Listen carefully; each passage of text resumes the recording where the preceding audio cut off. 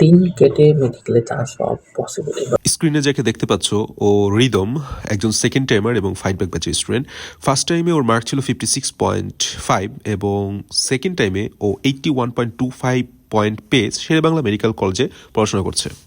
3 কেটে মেডিকেলে চান্স পাওয়া পসিবল, এবার অনেকেই পাইছে এবং আগের সময় 5 কাটতো, ওই সময় অনেকে চান্স পেত, কিন্তু এখন 3 কাটার পর একটা রিয়েলিস্টিক চান্স সবারই জন্য। এবার প্রচুর সেকেন্ড টাইমার চান্স পেয়েছে এবং অনেক কম মার্ক থেকে, যেমন 56, 50, 42 এমনও দেখছি অনেকে।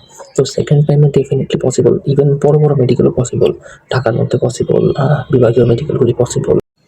ফার্স্ট টাইমারদের থেকে 3 মার্কের ডিফারেন্স ক্রিয়েট করা তেমন কঠিন কোনো বিষয় হবে না, যদি একদম শুরু থেকে কনসিস্টেন্সি মেনটেন করে, একদম মানে কোনো ফ্লো ব্রেক না করে, একদম নর্মালি যেরকম পড়তো ওইরকম যদি করতে থাকো, তাহলে এটা কোনো ইম্পসিবল কিছু না, এটা চাইলেই সম্ভব। এবং 5 ব্যাক কোর্সে একটা পজিটিভ এনভায়রনমেন্ট থাকে, মানে ওই সেকেন্ড টাইমের যে নেগেটিভিটিটা, যে পারবো না, ওই জিনিসটা একটু কম। ভাইয়া অলওয়েজ মোটিভেট করতে থাকে যে তোমরা পারবা, তোমাদের মধ্যে পোটেনশিয়াল আছে।